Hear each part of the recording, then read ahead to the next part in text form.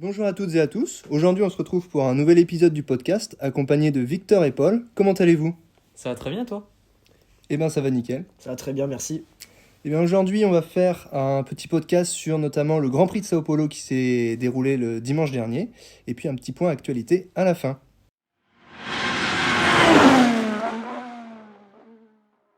Alors, la course de Sao Paulo qui s'est déroulée dimanche dernier a été un petit peu spéciale par rapport aux autres courses de la saison, puisqu'il y a eu un sprint, dont Kevin Magnussen qui était en pole position.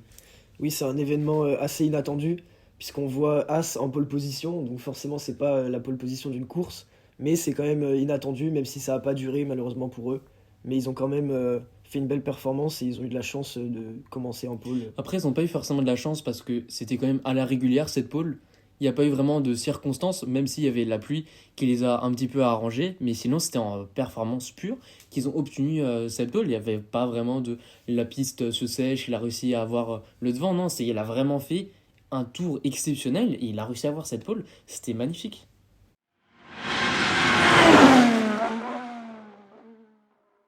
Pour parler un peu maintenant de la course, on va toujours rester chez As avec Magnussen. Ce triste événement qui est arrivé au premier tour, après quelques virages, il s'est fait sortir par Ricardo.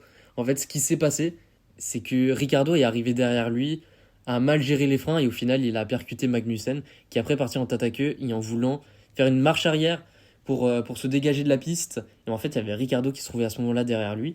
Et malheureusement pour les deux, ça finit en DNF. Oui, c'est vrai que si on voit les images du choc, on se rend compte que Magnussen a lâché les freins au milieu de la piste après le choc, alors qu'il était en tête à queue. Et on pourrait se demander pourquoi il a fait ça. Moi, je pense que c'est simplement pour essayer de se remettre sur le côté. Et malheureusement, il a percuté Ricardo qui était derrière. Et donc, ça a valu aux deux pilotes d'être exclus de la course. Oui, bah moi je pense la même chose. Il y a eu un accrochage avec Ricciardo, mais ensuite il n'a pas voulu freiner parce que déjà quand on regarde, il est au milieu de la piste. Peut-être qu'il a jaugé que valait mieux laisser la voiture rouler en arrière pour que libérer au maximum le circuit, la piste, pour que tous les autres pilotes ne puissent pas taper dedans directement et continuer leur course, malgré du coup qu'il y ait eu la safety car. Et donc malheureusement, Ricciardo s'est retrouvé derrière.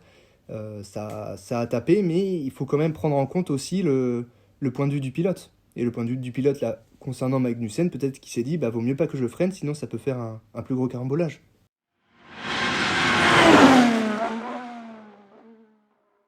Pour parler un peu de Ferrari maintenant, on peut voir qu'ils ont fait une belle houlette ce week-end en Q3, le vendredi. Malheureusement, voilà, ils sont sortis en pneu intermédiaire, quelle bêtise. Voilà, fallait se dépêcher de faire un chrono avant qu'il pleuve, et malheureusement, c'est pas ce qu'ils ont fait. Il n'a pas eu de chrono, ce qu'ils lui ont dit de rentrer vite au stand, voilà, ils n'ont pas pu sortir vraiment de chrono. Et au final, après, il y a Russell qui est dans le bac à gravier, pas le temps de faire un chrono, et ils ont fini P10 au départ de la course sprint. Oui, c'est vrai que c'est dommage, on commence à être un peu habitué avec Ferrari aux stratégies un petit peu bancales, mais c'est pas si grave quand on regarde le résultat, puisqu'au final on a quand même Sainz et Leclerc P3 et 4, donc au final on s'en sort plutôt bien. Oui, et puis en plus, avec l'accrochage qu'il a eu avec Lando Norris, il me semble, après la relance de la safety car, il a quand même fini P4, donc c'est plutôt un bon résultat pour Ferrari ce week-end. On voit qu'ils sont quand même dans une bonne dynamique, contrairement au week-end dernier.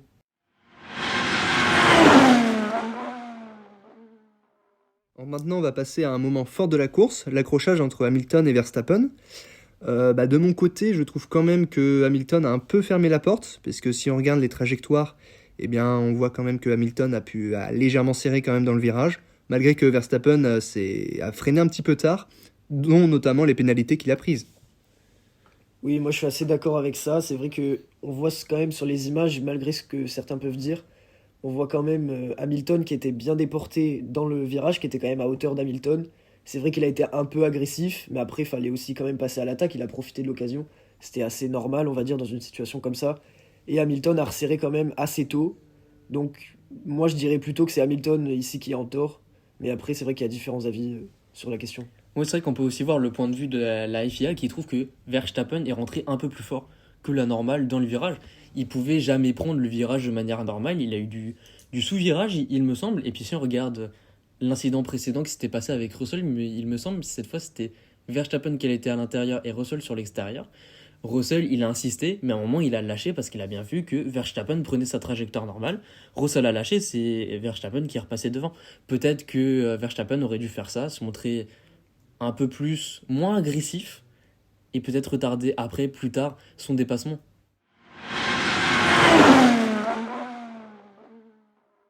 Toujours avec Red Bull, on va maintenant parler de l'incident de fin de course entre Verstappen et Perez. Je vais vous demander après ce que vous en pensez, mais moi je pense personnellement que c'est dommage de voir ça dans le monde du sport, de voir Verstappen qui refuse de laisser passer Perez, alors que lui, on sait déjà qu'il va être champion, il le sait, tout le monde le sait, et on pourrait permettre à Perez de déjà gagner des points pour s'assurer la deuxième place. C'est dommage de voir ça dans le monde du sport.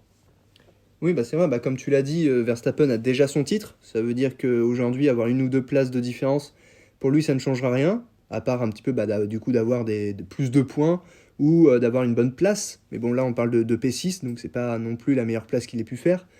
Et donc, il aurait pu laisser quand même passer son coéquipier pour qu'il puisse un petit peu devancer Leclerc au classement général et avoir une avance de 2 points, il me semble, à Abu Dhabi.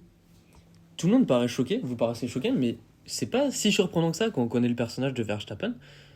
Je veux dire, Verstappen n'est pas du style à laisser passer quelqu'un. On le connaît depuis de nombreuses années. Il n'est pas dans cette optique-là de laisser passer les gens, de s'assurer tout ça. Non, lui, il est plutôt dans le style je veux finir premier avant tout. Et c'est un peu la mentalité de tous les pilotes. Même si bon, il n'a pas du tout joué le jeu de l'équipe. Et c'est dommage un peu de gâcher cette relation qu'il avait avec Pérez, le bon soldat qu'il est. Parce qu'il a quand même. Enfin, Pérez a permis à Verstappen de gagner le dernier Grand Prix à Abu Dhabi l'année dernière, en 2021, et de s'assurer du coup le titre mondial. Et ça, c'est un peu dommage de cacher tout ça.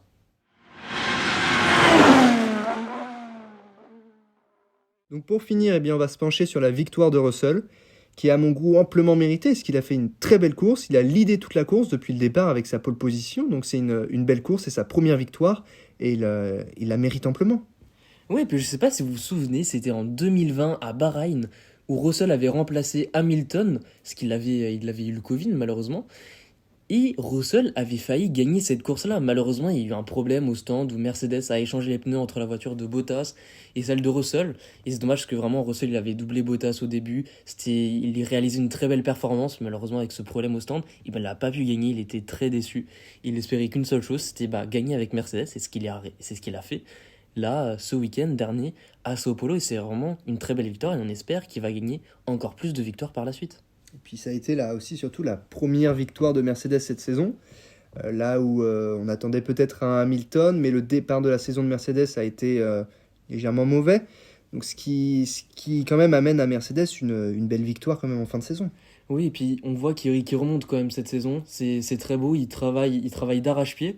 Et là, avec cette victoire, au final, il gagne. Il gagne.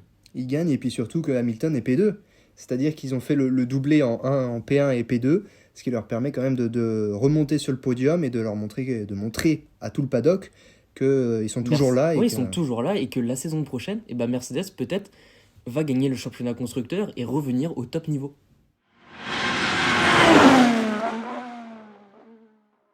Je vous propose maintenant pour terminer de passer un petit point actu. Donc les dernières nouvelles concernant Haas, c'est Mick Schumacher qui quitte la F1, en tout cas qui quitte Haas, et Hülkenberg qui viendra le remplacer l'année prochaine, la saison prochaine. Et il me semble que maintenant il reste Williams qui a un seul pilote, donc on va voir s'ils arrivent à trouver quelqu'un. Oui, puis on va voir si Mick Schumacher il peut pas espérer aller chez Williams pour garder un siège parce que sinon c'est pas sûr qu'il puisse revenir en F1 dans une ou deux saisons, parce que quand tu pars, généralement, tu ne reviens pas. Et ce serait dommage pour Mick Schumacher de laisser comme ça au bord de la route. Bah oui, après il part, il a fait une saison qui reste Qui est pas non plus mauvaise. Voilà, qui reste correcte quand même pour une équipe qui est quand même un peu du fond de grid. Donc ça reste correct, malgré qu'il n'a pas forcément apporté ce que Haas voulait de lui. Donc Hülkenberg va peut-être pouvoir amener Haas, comme l'a fait Magnussen, pratiquement dans les points ou dans un top très proche des points. Ce qui est sans doute d'ailleurs la décision qui a été prise par Haas pour enlever Schumacher et plutôt mettre Hülkenberg. Oui, on va voir si l'année prochaine ça marche ou non. C'est vrai que on voit une différence d'esprit de la part de Haas, puisqu'on voit qu'ils ont maintenant deux pilotes très anciens. expérimentés, anciens, et il y a pas mal d'équipes qui vont se retrouver avec deux jeunes pilotes. Donc peut-être que ça va aussi changer leur dynamique. Cette année, ils sont bien améliorés quand même, et ça va peut-être être encore mieux l'année prochaine.